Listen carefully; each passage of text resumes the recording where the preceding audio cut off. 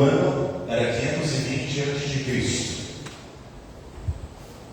O povo de Deus que estava fora da sua terra como prisioneiros de guerra, lá no exílio da Babilônia, sob o reinado do rei Dario I, agora estava sendo preparado por Deus para voltar a Sião e reconstruir o templo de Jerusalém. Um dos profetas que Deus estava levantando para encorajar o povo diante daquelas ruínas, dos destroços e dos entulhos da cidade que eles iriam encontrar pela frente, era o profeta Zacarias, sacerdote do povo, que nasceu lá na Babilônia e durante os 2 anos seguintes, de 520 a 518 a.C., falaria da parte de Deus, incentivando o seu povo para que o templo fosse rededicado à adoração a Deus. E isso aconteceu em 515 a.C., com a celebração da Páscoa do Antigo Testamento, como está registrado lá no livro de Esdras, capítulo 5, e que nós vamos rememorar na próxima quinta-feira, dia 28.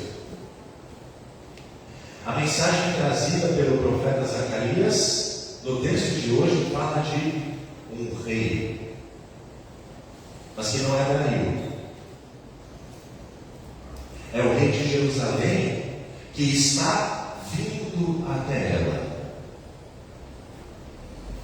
Imaginem falar isso para um povo que estava exilado, estava fora da sua terra, sob o domínio de outro rei.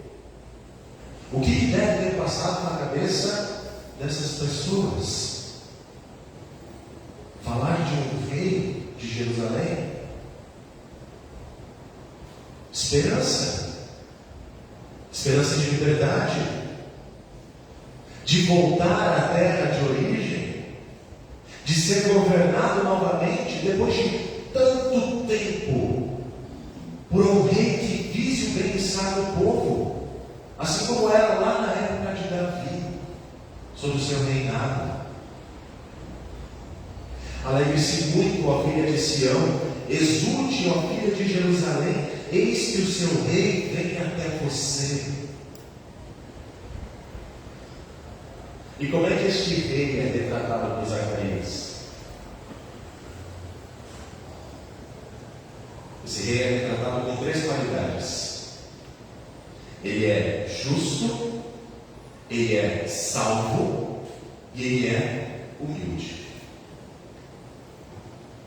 Justo dá para nós entendermos de 2 formas. Uma passiva, ou seja, ele foi alcançado pela justiça de Deus e por isso ele é beneficiado pela sua justiça. Ou de uma forma ativa, ele é justo porque ele exerce justiça em tudo o que faz. A segunda qualidade, ele é salvo. Ele é salvo porque ele é ajudado numa situação extremamente difícil, mas ele sai vitorioso, podendo assim salvar outros e ser o salvador de outros. E terceiro, ele é humilde, porque ele entra montado em um jumentinho, cria de jumento. Mas por que o jumento é sinal de humildade? Porque os reis, depois de saírem vitoriosos de uma guerra, de uma batalha, eles entravam pelas portas de uma cidade, da sua cidade, com os seus cavalos de guerra, seus carros luxuosos, carros de guerra, demonstrando o poder que eles tinham, a autoridade deles. Entrar montado num jumento, um animal de carga, não era sinal de poder, era sinal de serviço. Logo, essa humildade do rei tem a ver com serviço. Além disso, Zacarias escreve que no reinado deste rei que vem, não haverá mais carros de guerra, nem cavalos, nem armas de guerra. Tudo que estiver relacionado à guerra será destruído, aniquilado. E ele anunciará a paz, não apenas em Jerusalém, mas paz a todas as nações, porque o seu domínio se estenderá até os confins da terra. Como que o rei pode fazer isso? Afinal, de que rei Zacarias está falando? A continuação do texto nos dá mais dicas.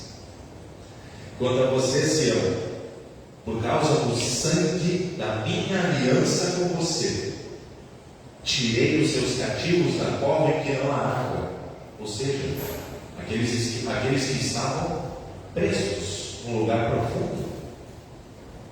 Voltem para a fortaleza, ó prisioneiros da esperança.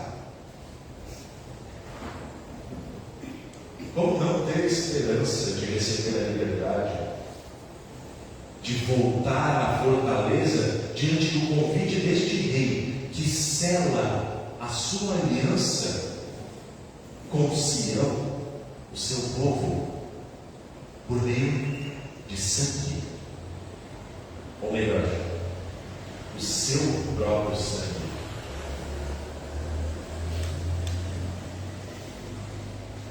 Meus amados, eis que o seu rei vem até você. Ele é o rei da paz, que não governa uma cidade ou um local. O seu reino não é deste mundo, mas ele vem até Sião para se cumprir o que fora dito por Zacarias. A entrada de Jesus em Jerusalém, prescrita 500 anos antes de acontecer, é a inauguração deste reino. É verdade que Jesus entrou como um jumentinho, mas também é verdade que ele é o rei que vem, porque ele é o justo de Deus. Ele exerceu justiça em tudo que fez e foi beneficiado pela justiça divina. Ele é humilde, pois tudo que fez não foi para a vanglória, mas foi para servir quem precisava. Foi para dar a sua vida em resgate da humanidade. Nós, inimigos, condenados desde o nascimento, para nós sermos beneficiados. E ele é o salvo de Deus. Ele foi salvo de uma situação extremamente difícil, quando teve que suportar toda espécie de mal contra a sua vida, se humilhando, tornando-se obediente até a morte e morte de cruz, diz Filipenses, para que o Pai o ressuscitasse dentre os mortos. E assim este rei justo, humilde e salvo pudesse sair vitorioso dessa guerra contra o pecado, contra a morte e o inferno,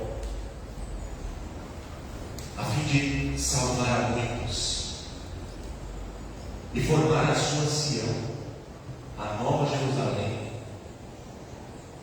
nós, a igreja.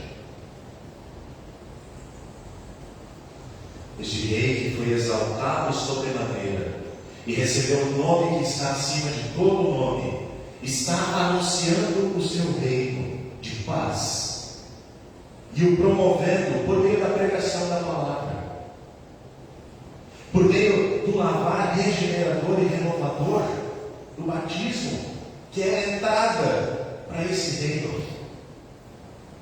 e por meio do sangue da nova aliança, feita por Ele com o seu povo, que nós recebemos na Santa Ceia. É assim que Ele tira os prisioneiros da cova em que estão, a cova do sofrimento, do pecado, e os chama: voltem à fortaleza. Ó prisioneiros da esperança, voltem para mim. Ele que é a fortaleza.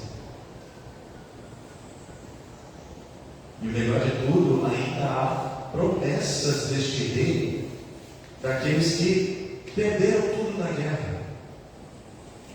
Como diz Zacarias, também hoje anuncio que lhes restituirei tudo em dobro.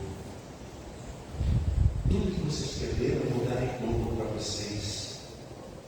Dobro de bênçãos, dobro de dádivas. Eis que o seu rei vem até você.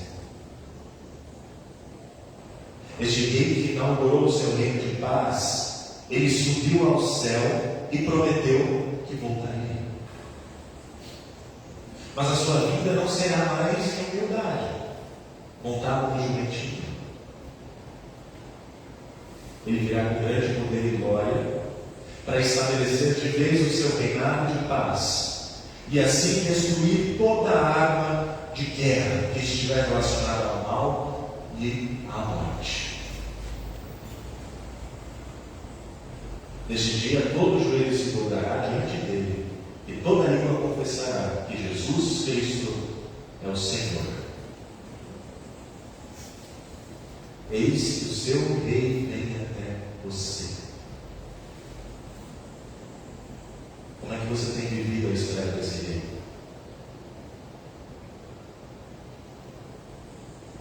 A todos que viverem as suas vidas com fé, com esperança e amor, sendo fiéis até o fim, vão ouvir da boca do rei: venham, benditos de meu Pai, venham herdar o reino que está preparado para vocês desde a fundação do mundo.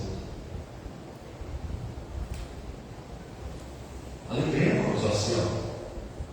E exultemos dizendo: Hosana, salva-nos, ó Cristo, pois tu és o bendito que vem em nome do Senhor.